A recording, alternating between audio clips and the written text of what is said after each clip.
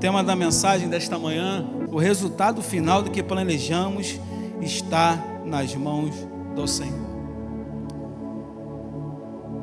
É bem plausível, é bem interessante, né, que quando se inicia um novo ano, nós criamos tantas expectativas, né?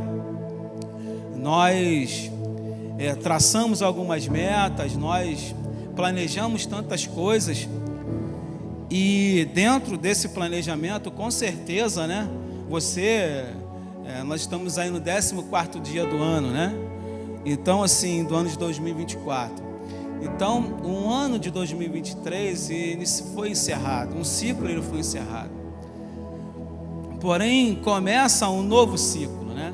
E o novo ciclo é um momento de esperança, um momento de você planejar e você escrever ou você pensar em algo que de repente você não conseguiu concluir, ou algo novo, né?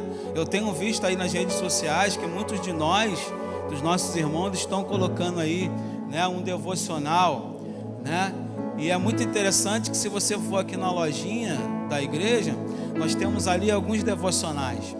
E muitos desses devocionais estão na mão de alguns irmãos, e eles estão colocando ali. Eu tenho acompanhado muito isso. E é muito interessante porque o devocional é um planejamento que você teve.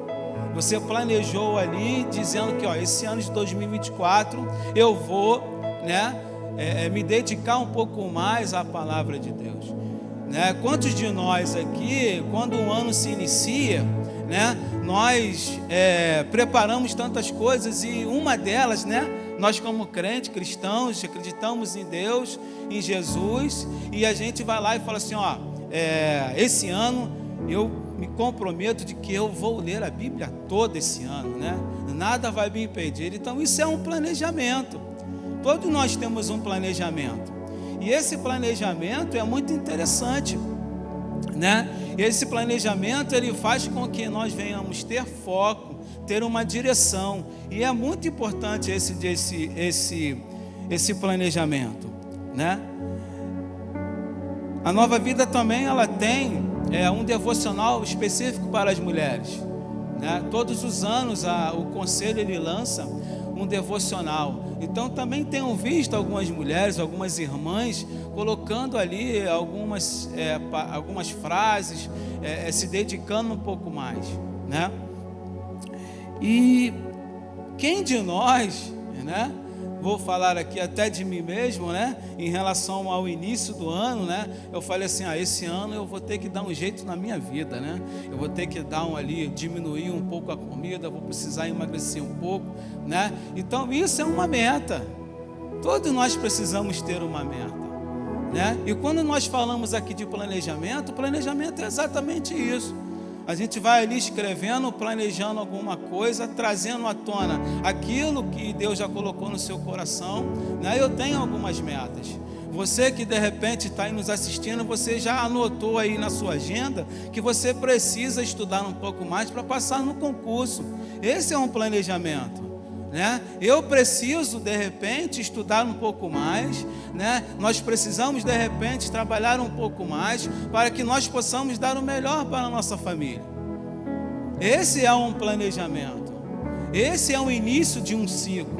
Todos nós precisamos ter um planejamento. Todos nós precisamos, olhar para frente e dizer assim, não, esse ano não vai ser mais igual o ano passado. Esse ano vai ser diferente. Eu vou emagrecer, eu vou comer menos, eu vou correr um pouco mais, né? Essa semana me vi numa situação em que eu estava numa emergência, e ali, né, não eu, mas ali eu estava como acompanhante. Ali você percebe que você começa a refletir na sua vida. Eu estava sentado e olhando para algumas pessoas, aguardando. Eu estava acompanhando, né? A Mara passou mal, e ali eu estava sentado com ela, dando um apoio, e ela ali olhando, né? E eu olhando aquelas pessoas que estavam ali, né? Eu falei assim, e a gente começa a refletir na nossa vida. Quando você está sentado diante de uma situação onde você vê o caos, você começa a refletir na sua vida. Você começa a olhar para você e examinar você mesmo. Você olha e diz assim: será que eu estou fazendo a coisa certa? Será que eu preciso melhorar em alguma coisa? Será que o planejamento que eu tenho hoje é realmente aquilo que Deus quer para a minha vida? Então eu fiquei pensando em alguns flashes, em algumas situações ali, eu sentado olhando para algumas pessoas, e é interessante que as pessoas vão chegando, né? E eu acho que o meu problema, a minha situação, ela é maior do que a do próximo. Não, existem pessoas que estão sofrendo muito mais do que eu e você. Então, quando eu estava sentado, e quando eu olhei ali, né, a situação ali ao meu redor, eu percebi que existiam pessoas com muito mais dificuldade do que eu. Pessoas que chegavam ali já numa situação de desmaio, ou numa situação bem complicada. Mas o que eu estava refletindo ali naquele momento era a dificuldade que as pessoas têm. Muitas das vezes nós achamos que a minha dificuldade é maior do que a do próximo, sem eu olhar para ele. Então você percebe que o planejamento, ele é tão importante quanto.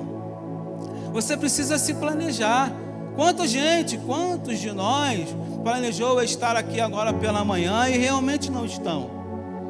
Realmente não estão por conta de alguma dificuldade, de alguma enfermidade. Porém, você precisa planejar algo. É claro que no meio do caminho pode acontecer alguma coisa, mas eu preciso fazer a minha parte. Eu preciso planejar as coisas. Eu preciso colocar no papel aquilo que Deus colocou no meu coração. E o que Deus colocou no seu coração nesta manhã? Você saiu de casa, você obviamente se planejou a estar aqui neste lugar. Você foi lá, tomou um banho, escovou o dente, penteou seu cabelo. Eu passo um gel, né? Então assim, eu fui lá, me preparei, fiz a minha barba e aqui estou. Você da mesma forma. Você se planejou, você não fez, sabe, algo de qualquer maneira. Você trouxe, né, à tona a sua mente, dizendo: não, eu preciso lá cultuar o Senhor, apesar das minhas dificuldades. E o planejamento é interessante por conta disso, porque ele te dá um norte. Aí você diz assim: agora vai, esse ano vai dar tudo certo. Esse ano, né? Você cria expectativas. Esse ano eu vou conseguir fazer algo. Esse ano eu vou concluir a faculdade. Esse ano eu vou fazer uma pós. Esse ano eu vou fazer, sabe? E ali você precisa realmente ter isso no seu coração, na sua mente. Aí vem. Eu passo por algumas situações muito interessantes também, né? Agora eu vou falar aqui, né, algo muito interessante. A minha esposa, ela é uma bênção na minha vida, e ela diz assim: esse ano a gente vai ter que fazer diferente. Esse ano, né, as coisas precisam mudar. Esse ano a gente precisa pintar o quarto. Esse ano a gente precisa fazer isso, precisa fazer aquilo, né? E aquilo. Isso nada mais é do que um planejamento. Por mais que pareça uma cobrança, mas é um planejamento, né? Mas existem momentos que é assim, ó, presta atenção, né? Você está muito esquecido, né? Você liga o ferro lá, você deixa o ferro ligado, passa a roupa, deixa o ferro, a gente vai para a igreja, volta da igreja e está lá o ferro ligado, né? Tem uns aí, né, que deve estar assistindo, né? Saiu de casa, deixou a bomba ligada, né? E veio para o culto. Só que chegou aqui, a casa estava lá derramando água. Sabe? Nesse movimento da gente querer acertar, nesse movimento de vários planejamentos, algumas coisas elas podem sair do caminho. Algumas coisas podem acontecer. Situações essas que não estão ao nosso controle. Situações essas que muitas das vezes achamos que estão ao nosso controle, mas não está. Situações que nós vivemos, que nós planejamos, muitas das vezes elas saem de lado. Mas como eu falei aqui nesta manhã, o resultado final do que planejamos está nas mãos do Senhor. Tudo aquilo que você planeja é válido, é interessante, é plausível. Mas no meio do caminho podem acontecer algumas situações. Eu quero que você leia comigo Romanos capítulo 8, versículo 28. Sabemos que todas as coisas cooperam para o bem daqueles que amam a Deus, daqueles que são chamados segundo o seu propósito. Você se planejou, você traçou metas, porém no meio do caminho vão acontecer algumas situações aonde algumas coisas podem acontecer. Mas uma coisa é você não persistir, uma coisa é você não caminhar. Porque o texto vai dizer para mim e para você que sabemos que todas as coisas cooperam para o bem daqueles que amam a Deus. Eu amo ao Senhor. Você ama o Senhor. Porém, todas as coisas vão cooperar para o bem daqueles que o amam. Se nós falamos aqui todas as coisas, são todas as coisas, tanto ruins quanto boas. Agora vai lá em Lucas capítulo 5, o texto vai falar sobre a pesca de Pedro. Lucas capítulo 5 vai dizer: e aconteceu que Jesus estava junto ao lago de Genezaré, e a multidão o apertava para ouvir a palavra de Deus. Então ele viu 2 barcos junto à praia do lago. Os pescadores tinham desembarcado e estavam lavando as redes. Entrando num dos barcos, que era de Simão, Jesus pediu que o afastasse um pouco da praia. Assentando-se no barco, ensinava as multidões. Quando acabou de falar, Jesus disse a Simão: leve o barco para o lugar mais fundo do lago e então lance as redes de vocês para pescar. Em resposta, Simão disse: mestre, havendo trabalhado toda a noite, nada apanhamos, mas sobre a tua palavra, sobre a sua palavra, lançarei as redes. Somente até aqui. Nós sabemos que Pedro era um pescador profissional.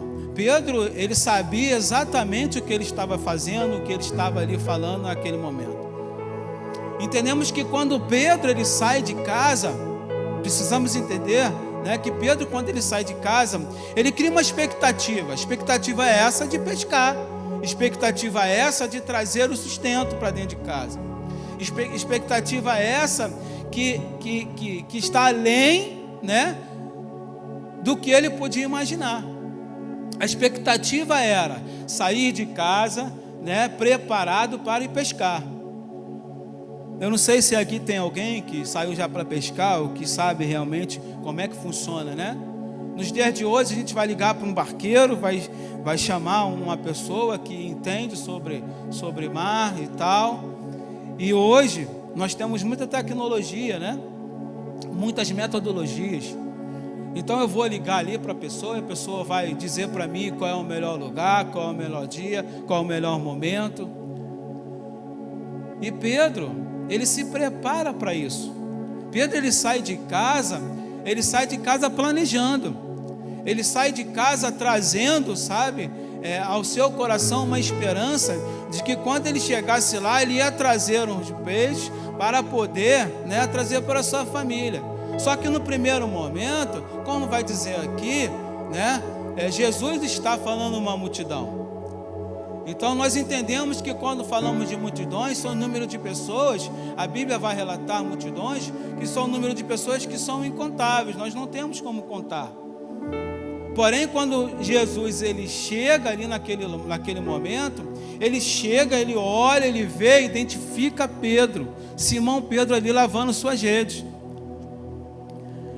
E lavando as suas redes significa que ele já tinha ido lá, ele já tinha jogado a sua rede, né?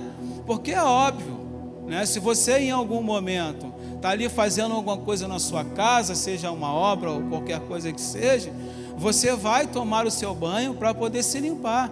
E a rede não era nada diferente daquilo, era a ferramenta dele de trabalho. Ele vai lá, joga a rede, ele não tem sucesso na pescaria no primeiro momento, ele retorna ali, só que ele retorna com o coração frustrado, ele retorna com o coração, sabe, chateado. Tanto é que ele estava lavando as suas redes ali, provavelmente ele estava sentado, desanimado, porque no primeiro momento não aconteceu aquilo que ele queria que acontecesse. Muitos de nós somos assim, no primeiro momento não acontecem as coisas que nós queremos, ao nosso bel prazer, porém, nós ficamos desanimados, nós ficamos frustrados. Só que existe algo diferente ali nesse momento, em que Jesus, ele chama Pedro. Ele podia ter chamado qualquer pessoa, dando a entender que ali naquele lugar tinha alguns barcos, e não era só o barco de Pedro, tinha outros barcos, só que Jesus escolhe Pedro, e Pedro, né, obviamente, ele obedece, ele, vamos lá, Senhor. Porém, ele não está entendendo muito bem o que está acontecendo. Jesus pede para ele se afastar da margem. Jesus, ele começa ali a ensinar o povo. Depois que Jesus termina a fala, depois que Jesus termina ali o ensinamento, ele diz para Pedro assim: Pedro, joga a sua rede. Só que Pedro, no primeiro momento, ele retruca, ele diz: Senhor, o que é isso? Eu venho a noite toda pescando, né? Eu venho ali trabalhando a noite toda, eu estou exausto, Senhor. Essa é a fala de Pedro. Eu estou exausto, eu não aguento mais. Eu criei uma expectativa no meu coração, e você sabe que quem cria uma expectativa se prepara. Ele se preparou, gente. Da mesma maneira que eu e você nos preparamos para muitas coisas. Porém, no meio do caminho vão acontecer algumas situações inesperadas, como aconteceu com Pedro. Pedro está lá, lavando as suas redes, pensando nos impostos que tem que pagar, pensando nas coisas que precisa fazer, no sustento da sua família. Mas Jesus vem de encontro a ele e diz para ele assim: ó, vamos lá, me leva ali, que nós vamos fazer algo diferente. Pedro não entende no primeiro momento. Primeiro Pedro retruca, ele diz: Senhor, eu não aguento. Senhor, eu pesquei a noite toda. Eu fiz, sabe, o que deveria ser feito. Eu me preparei, eu peguei a melhor vara, a melhor rede. Eu preparei, sabe, tudo do bom e do melhor. Mas Pedro, ele toma uma atitude muito interessante, que é de obedecer. Ele diz para o Senhor Jesus que através da palavra, é porque Ele está dizendo, é porque Ele está falando, sabe? Às vezes nós não entendemos algumas coisas que Deus, que o próprio Jesus vem falando comigo e com você. Porém, nós precisamos entender nas entrelinhas. Por conta, mestre, havendo trabalhado toda a noite, nada apanhamos, mas sobre esta tua palavra, sobre a tua palavra, lançarei as redes. Então ele toma uma atitude muito interessante, que é de obediência. Ele obedece, mesmo sabendo que não vai acontecer. Porque no primeiro momento ele retruca, ele diz: Senhor, não é possível que vai acontecer. Não aconteceu no primeiro momento, né? Isso é normal. Isso mostra o nosso ser humano, isso mostra que eu sou carne, isso mostra que você também é carne, que você também é homem, que você também é falho, você também tem as dúvidas, eu também tenho as minhas dúvidas. Você acha que de repente eu numa situação daquela ali, como eu estava numa embarcação, eu só queria deitar, não queria fazer mais nada, estava passando mal. Mas Pedro era o profissional, Pedro sabia de todas as coisas. Pedro sabia vento, Pedro sabia o momento certo de jogar a rede, Pedro sabia de todas as coisas.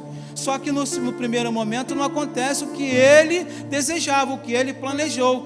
Mas há uma situação no segundo momento em que Pedro obedece. Pedro diz assim: eu vou jogar porque o Senhor está mandando, tá bom? Então ele transfere a responsabilidade para Jesus. Ele transferiu a responsabilidade para Jesus. E quando você, meu irmão, transfere a responsabilidade para aquele que há de vir, para aquele que há de sustentar, para aquele que há de trazer um refrigério, ele faz milagres. Ele fez milagres ali na pesca. Mas por que ele fez toda essa situação? Precisamos entender que ali naquele momento Jesus estava tentando ensinar Pedro algo que lá na frente ele ia enfrentar. Jesus, ele chega para Pedro e diz para que ele jogasse as redes. Pedro vai e joga em obediência à palavra dele. No momento que ele joga a rede, todos nós conhecemos a história, todos nós já lemos isso. E há, sabe, um mover ali, e Pedro tem sucesso na pesca. Mais na frente, o Jesus, vai dizer para Pedro assim: não tenha medo, de agora em diante você será pescador de gente. Jesus estava ali ensinando Pedro a ter fé. Por mais que as coisas estejam difíceis, Jesus estava ensinando a Pedro a ter fé. E como é ter fé numa situação de caos? Como é ter fé, sabe, aonde as coisas estão, sabe, acontecendo e você não consegue, sabe, fazer nada? Aonde é ter fé, aonde tem ali alguma coisa que você precisa resgatar e você não consegue tirar? Como é ter fé nessas dificuldades? Como é ter uma fé inabalável?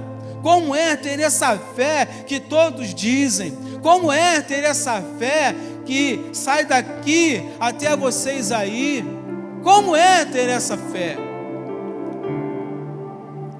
Diante dessas dificuldades, todos nós sabemos que chega um determinado momento que Pedro nega Jesus. Porém, precisamos entender também aquele momento. Mas você percebe que Pedro já vinha sendo preparado lá atrás? Pedro já havia sendo construído, Pedro já havia sendo, sabe, lapidado. Pedro, todos nós sabemos que a personalidade de Pedro era uma personalidade enérgica. Ele respondia pronto a toda hora. Quando Jesus pede para ele jogar rede, ele prontamente ele retruca, ele diz: pô, Senhor, não é possível. Então Pedro era essa personalidade. Como é ter essa fé? Abra a Bíblia comigo.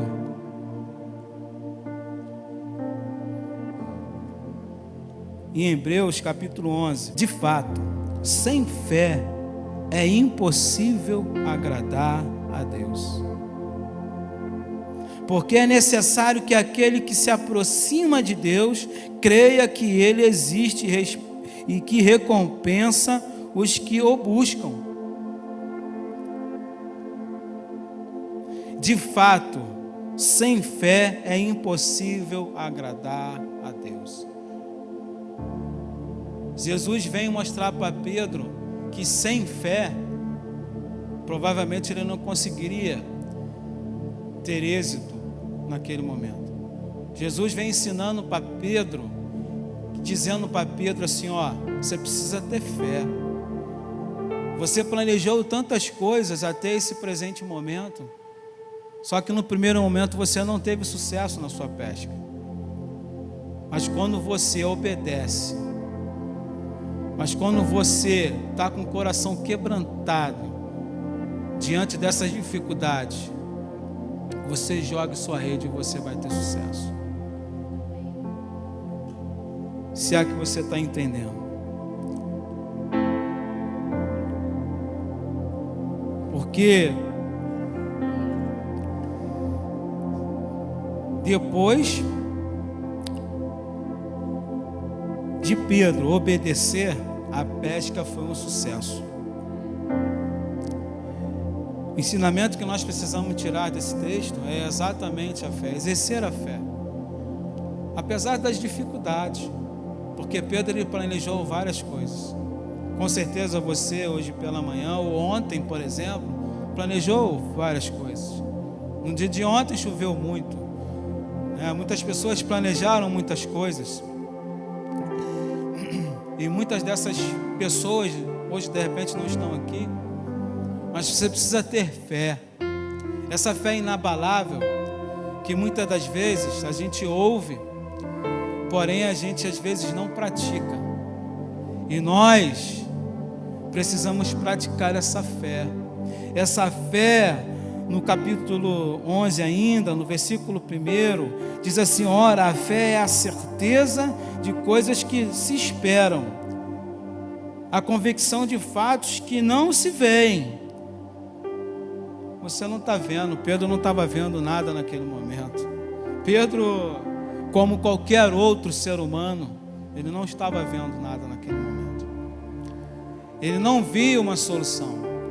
Só quem podia dar a solução para ele era o próprio Jesus. Porém, mesmo Jesus no barco de Pedro, Pedro ainda tem dúvidas. De repente aí você também temos várias dúvidas, várias incertezas. Porém você precisa entender nesta manhã que Jesus está contigo, meu irmão, independentemente de qualquer que seja a situação. Em 1 Samuel, capítulo 16, o texto vai dizer sobre quando Davi ele é ungido rei. E o Senhor disse a Samuel, desculpa, na parte B, no primeiro versículo, vai dizer assim: encha um chifre de azeite e ponha-se a caminho. Vou enviar você a Jessé, o belemita, porque escolhi um dos filhos dele para ser rei. Samuel ele cria uma expectativa ali também. Ele é conduzido pelo Senhor à casa de Jessé. E quando ele é conduzido à casa de Jessé, ele recebe ali uma missão. Missão essa que era de ungir Davi rei. Só que ele não sabia quem era Davi, ele não sabia quem era. Deus, o Senhor, ele diz para ele: vá até a casa de Jessé, que eu escolhi um dos filhos dele para ser rei. Então, do caminho até chegar à casa de Jessé, provavelmente Samuel ali, ele cria algumas expectativas.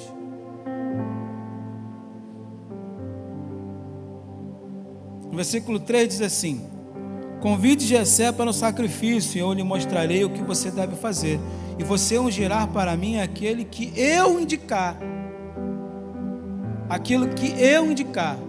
Então, quando Jessé chega, quando Samuel chega na casa de Jessé, ele vê ali os filhos de Jessé, ele vê alguns filhos ali que exterioricamente, né, externamente, provavelmente seria o rei, né? Porque quando a gente pensa em rei, ou quando a gente de repente está estudando, né, ou de repente está ali fazendo algumas anotações, a gente pensa em rei, a gente pensa numa pessoa um pouco, né, forte, né? Você pensa numa pessoa onde de repente tem uma estatura para a qual tem ali todo um físico, né? Então, quando Jessé está diante dos filhos de Samuel está diante do filho de Jessé, dos filhos de Jessé, ali na casa de Jessé, né? Ele vê alguns ali, como Eliabe. E ele vê Eliabe se apresentando, se direcionando a ele.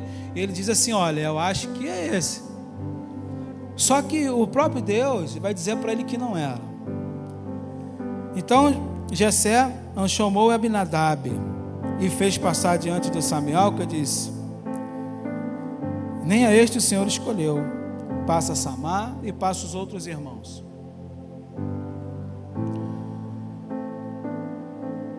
Percebe que o planejamento do homem é tão pequeno diante do planejamento do Senhor para nossas vidas.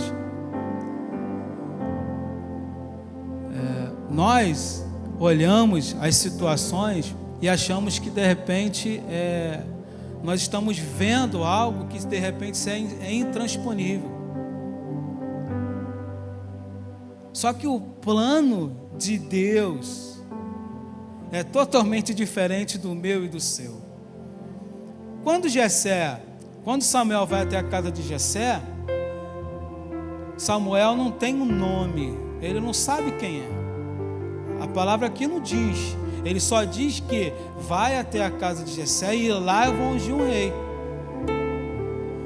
Só que Jessé, quando chega lá, ele vê aquela situação, ele vê os irmãos, ele vê os filhos de Jessé, ele percebe que ali de repente naquele meio vai sair um rei.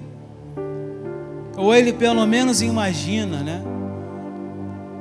Só que o improvável é o provável. E passa todos os irmãos e lá na frente, né? Samuel pergunta a Jessé: e aí? Esses estão todos os seus filhos? No versículo 11, Jessé respondeu: ainda falta um, mais novo, o mais moço. Ele está apacentando as ovelhas. Falta um.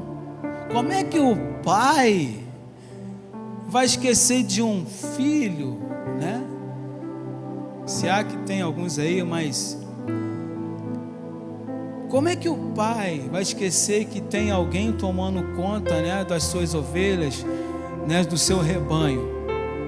Porque obviamente ele enviou, né? Vai lá, Davi, vai lá cuidar das ovelhas, dos meu rebanho. Então Samuel disse: manda chamar.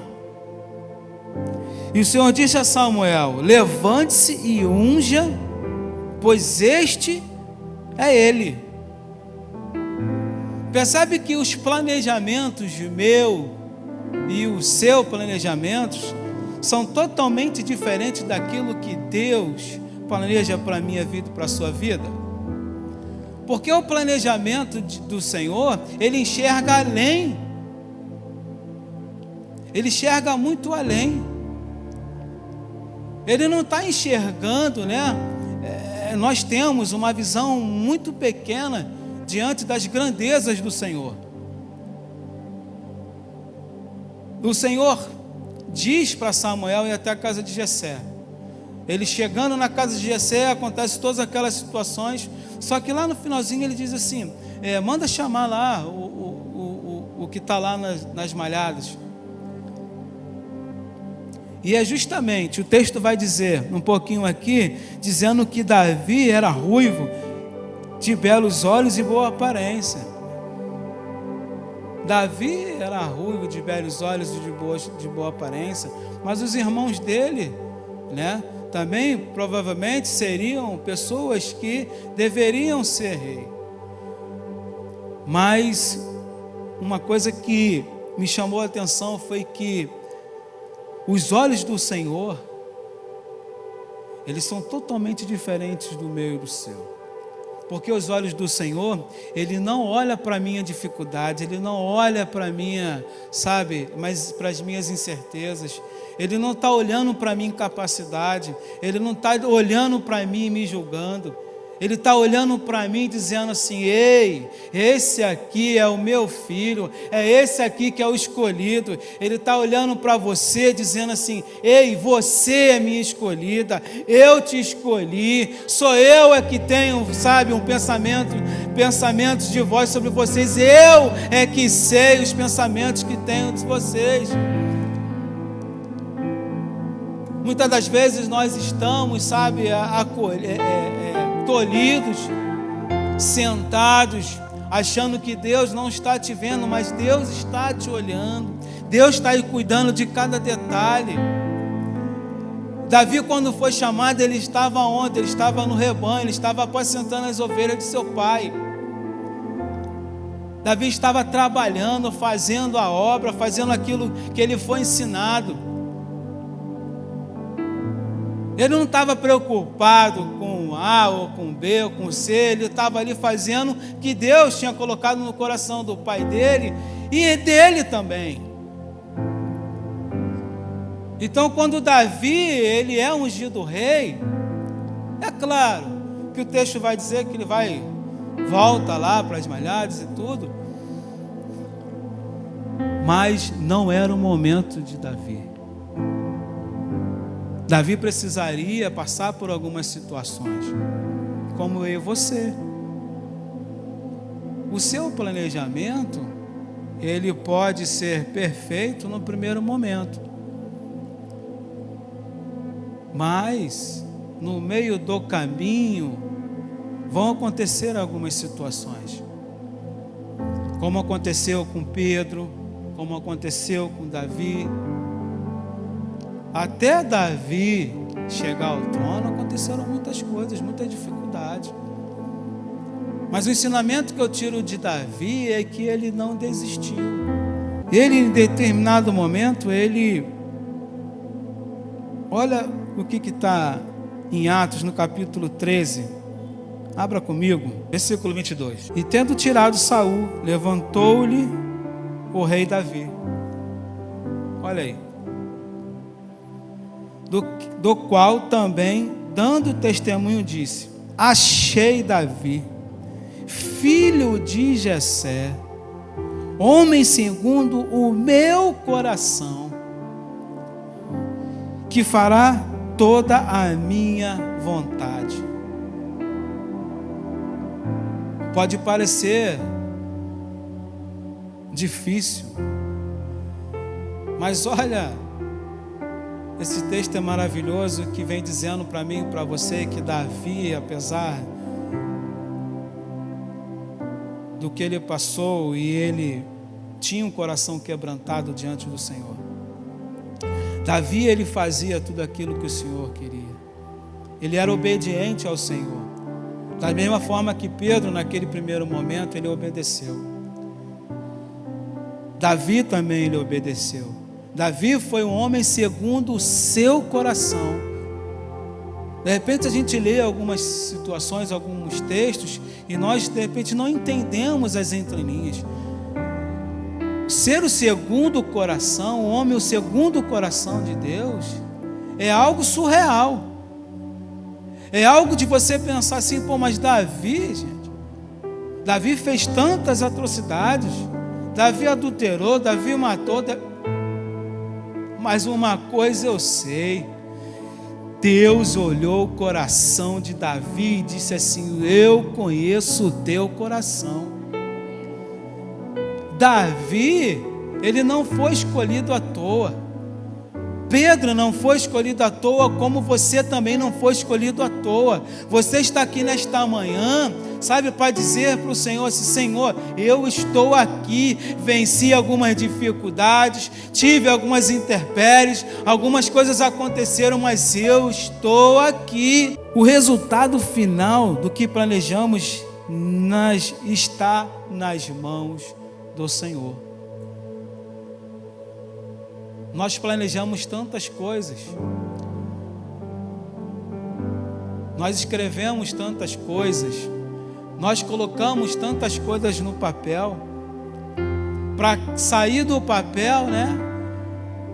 Muitas das vezes precisa da minha atitude, da sua atitude, muitas das vezes não, e é verdade, algumas coisas precisam sair,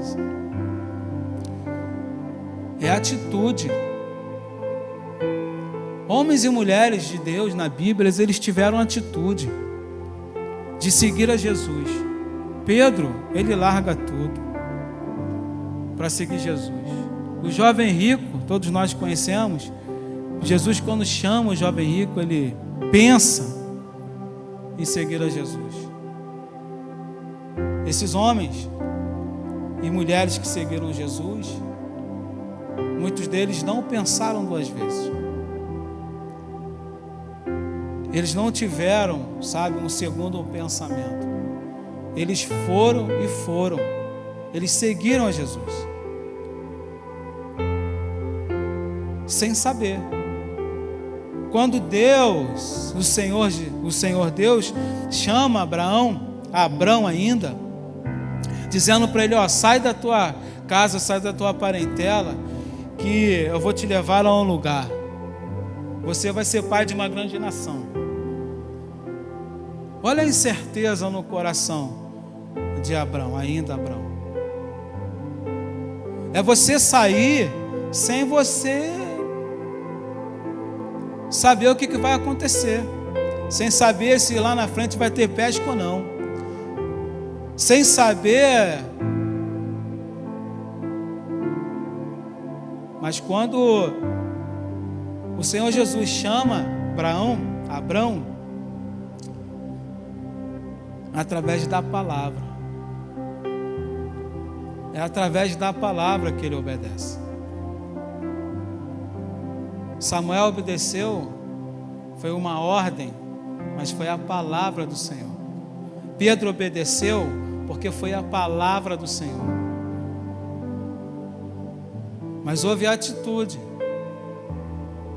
houve um mover sobrenatural. Então, quando você decide obedecer, todas as coisas à sua volta, ela vai mudar. Mas ela vai mudar não é porque você é você, é porque você é dependente de Deus. Eu sou dependente de Deus, eu sou dependente daquele que pode me sustentar. Eu sou esse dependente. Você precisa ser esse dependente.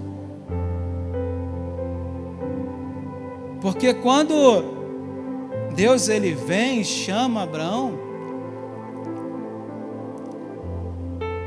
Abrão está num lugar chamado Ur dos Caldeus, um lugar pagão, aonde existiam vários deuses.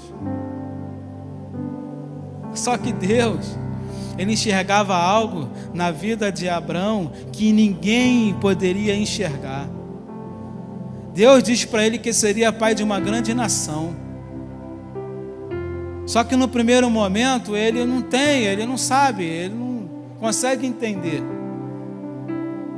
Só que Deus já sabia o que iria acontecer com ele.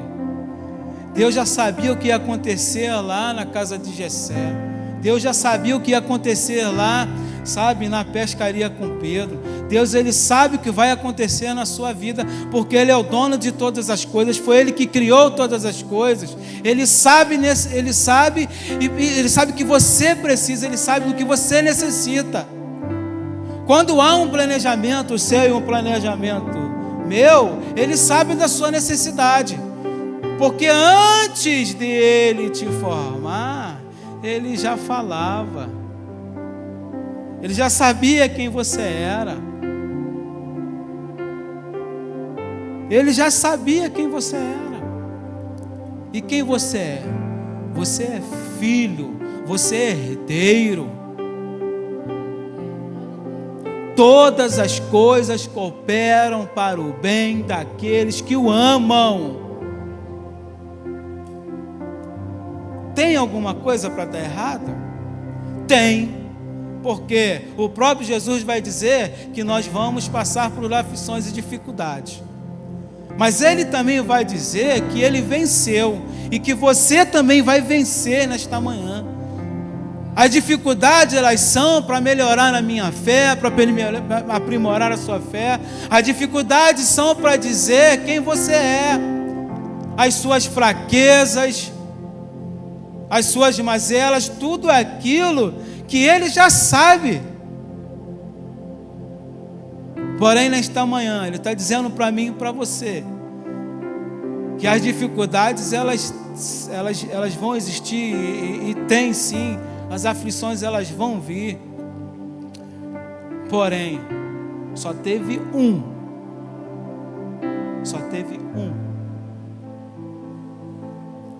Jesus está diante de Pilatos, ele e Barrabás.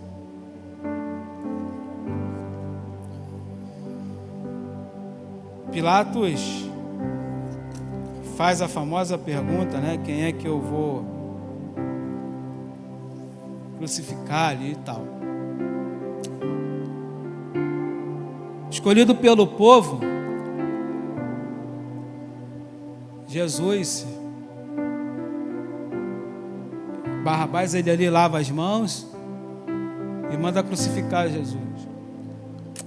Pilatos ali lava as mãos e manda crucificar Jesus.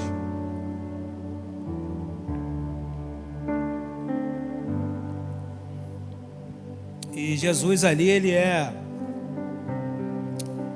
humilhado, ele é flagelado, ele colocam ali uma coroa de espinho,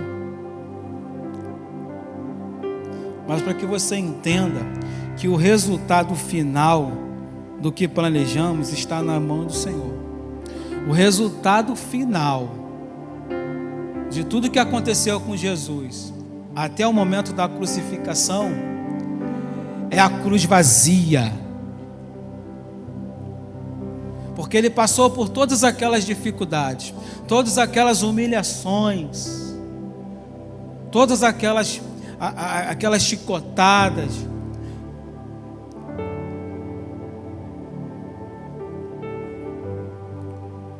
porque ele era o projeto, ele era o planejamento do próprio Deus. Então, quando a gente olha para a cruz está vazia, meu irmão. Sabe por quê? Porque não foram um planejamento de homens ali, sabe? Tentando fazer com que as pessoas blasfemassem contra ele. Tudo aquilo que aconteceu foi por conta de homens. Aí você vai dizer para mim, mas era um propósito. Sim, era um propósito. Mas eram homens dizendo, falando, maldizendo, blasfemando contra Jesus. E quando a gente olha hoje para a cruz está vazia, sabe por quê? Porque ele suportou todas as dificuldades, ele suportou todas as aflições, ele suportou todas as intempéries da vida, e ele carregou para si todos os nossos pecados. A cruz hoje está vazia porque no terceiro dia ele ressuscitou. Porque ele foi firme. Seja firme. Seja forte. Você vai dizer para mim assim, mas como? Como que eu vou ser forte? Como que eu vou olhar aqui para as minhas dificuldades e vou ser forte? Chama ele. Chama ele para o seu barco. Chama ele para participar da sua vida, do seu relacionamento. Coloca ele, sabe, aonde ele deveria estar. Coloca ele, sabe, chama ele para perto, pega uma cadeira, coloca ali na sua frente e diz aqui, Senhor, esse aqui é o seu lugar. Chama ele para dentro da sua casa, chama ele para dentro da sua família. Chama ele para perto. O problema das dificuldades, das intempéries da vida, é que nós estamos pensando tantas coisas para tentar resolver o que está acontecendo ao nosso lado, e nós não damos devida atenção a Ele que está aqui do nosso lado. Pedro, quando ele tem um sucesso ali na pescaria, Pedro ele fica afoito, né? Pedro, ele, com certeza, ele fica ali abismado com tudo aquilo que está acontecendo. Porém, mesmo ele vendo todas aquelas situações, ele está ali ocupado. Jesus chama Pedro e Pedro vai. Pedro vai por conta da obediência. E por que muitas das vezes nós somos desobedientes? Porque Deus está falando muito aos nossos corações. Muitas das vezes nós não escutamos, mas por quê? Porque o nosso coração está cheio de amargura. O nosso coração está cheio das intempéries da vida. O que nós precisamos fazer nesta manhã? É nos esvaziar de nós mesmos. O apóstolo Paulo vai dizer para mim e para você, para que nós nos examinemos. E examinar é isso mesmo. É você se desvaziar de você mesmo. É você se quebrantar diante do Senhor, igual Davi fazia. Davi não foi chamado um homem segundo o coração de Deus à toa. Davi, ele tinha um coração ensinável, um coração quebrantado diante do Senhor. E nós, muitas das vezes, não queremos ter esse coração ensinável. Nós achamos que a nossa opinião precisa prevalecer. Nós achamos que aquilo que eu penso precisa acontecer. Não vê na nossa casa, na nossa família? É muito interessante que eu tenho algumas opiniões. Quando eu tenho, né? Quando eu tenho, eu vou conversar lá com a minha esposa e ela me dá uma cajadada. Eu falo, caramba, não é possível. Será que eu vou errar sempre? O coração ensinável é isso. O coração ensinável é quando você coloca as suas opiniões e você está preparado para receber as negativas daquelas opiniões, e você está preparado também para seguir adiante, porque quando você é frustrado, igual Pedro estava frustrado,